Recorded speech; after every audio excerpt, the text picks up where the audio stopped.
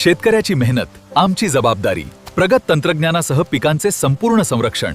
इडीमॅक्स biotech, तुमच्या शेतीचा खरा पार्टनर. नमस्कार मित्रांनो, 14, 15, 16, 17 तारखेला पावसाची शक्यता आहे अशा बऱ्याच न्यूजमध्ये आपण ऐकलं असेल, व्हिडिओमध्ये ऐकलं असेल. परंतु सत्य काय आहे?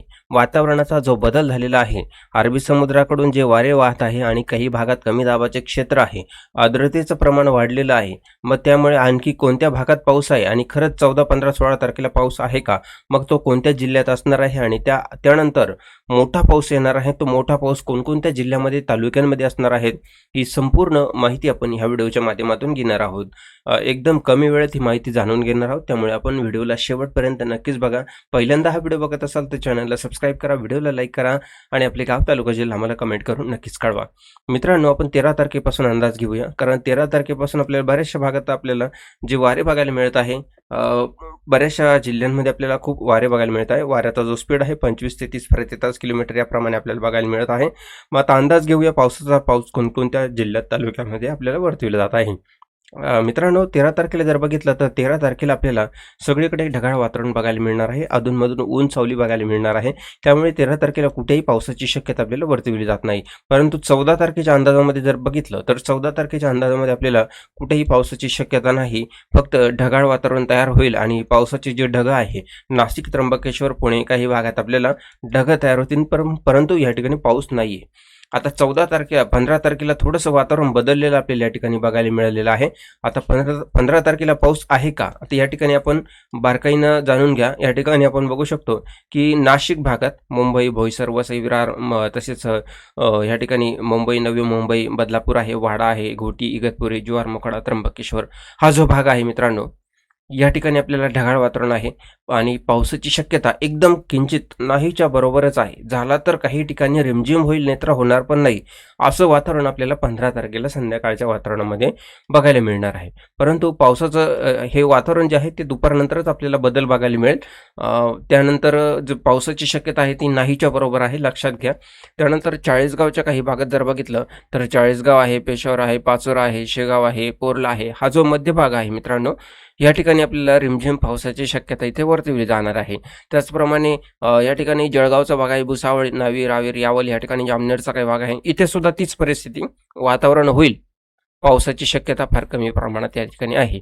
त्याचप्रमाणे छत्रपती संभाजीनगर, कोपरगाव, श्रीरामपूर, तसेच जालना आहे, अहिल्यानगर आहे, या संपूर्ण भागात आपल्याला ढगाळ वातावरण बघायला मिळणार आहे. जसं की आता खूप पाऊस पडणार आहे, परंतु रिमझिम झाला तर होईल, नाही तर शक्यता फार कमी आहे. आता 16 तारखेचा अंदाज या ठिकाणी घेऊ. 16 तारखेला कोणत्या भागात पाऊस आहे?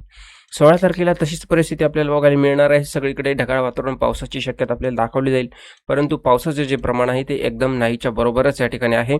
वारे वाहताना बघायला मिळतील, परंतु त्या वाऱ्यामध्ये आर्द्रतेचे वारे भरपूर आहे. परंतु वाऱ्याचा जो स्पीड असल्यामुळे अरबी समुद्राकडून जे तुफान वारे येत आहे, त्यामुळे आपल्याला जी पावसाची शक्यता आहे ती कुठंतरी एकदम कमजोर झालेली आपल्याला बघायला मिळते 17 तारखेला. 18 तारखेला जर बघितलं तर 18 तारखेला सेम परिस्थिती आहे. पावसाचे वातावरण आपल्याला बघायला मिळत आहे, वारे बघायला मिळत आहे. मुंबईकडून जे वारे, अरबी समुद्राकडून जे वारे येत आहे ते बंगालच्या उपसागराकडे जात आहे. कारण तिथे का जात आहे? कारण इथे आपल्याला कमी दाबाचे क्षेत्र एक सक्रिय झालेले बघायला मिळत आहे. मित्रांनो, कमी दाबाचे क्षेत्र जिथे सक्रिय होत असतात तिथे आपल्याला ते वारे बघायला मिळत असतात, जे आर्द्रतेचे वारे असतात, म्हणजे पावसाचे ढग असतात ते. आणि आता या ठिकाणी 20 तारखेनंतर पाऊस सुरू होणार आहे. तुम्हाला मी सांगितलं होतं बऱ्याचशा मागे 2-3 व्हिडिओमध्ये सांगितलं होतं की 20 जुलैनंतर आपल्याला पाऊस बघायला मिळणार आहे. मग आता 20 जुलैनंतर संध्याकाळी आपल्याला पावसाचे जे प्रमाण आहे ते एकदम कमी प्रमाण आहे, सुरुवात आपल्याला बघायला मिळणार आहे. मग पाऊस जो आहे तो आपल्याला 21 तारखेनंतर बघायला मिळेल. तरीसुद्धा 20 तारखेला आपल्याला नांदेड, परभणी, वाशिम, हिंगोली, चंद्रपूर, नागपूर, भंडारा, गोंदिया या ठिकाणी आपल्याला बघायला मिळणार आहे. परंतु आता 21 तारखेनंतर जर बघितलं तर 21 तारखेनंतर आपल्याला मध्यम पाऊस सुरू होईल. त्यामध्ये नागपूर, भंडारा, गोंदिया, चंद्रपूर, यवतमाळ, हिंगणघाट, चंद्रपूर, वाशिम, नांदेड, तसेच परभणी या ठिकाणी आपल्याला पाऊस बघायला मिळत आहे. त्यानंतर बाकी भागांमध्ये सुद्धा रिमझिम पाऊस सुरू राहील. आता 22 तारखेला पाऊस चांगला थोडासा मध्यम सुरू होणार आहे. तर त्यामध्ये आपल्याला वाशिम, मेहकर, चिखली, भोकरन, जालना, अंबड या ठिकाणी आपल्याला पाऊस बघायला मिळत आहे.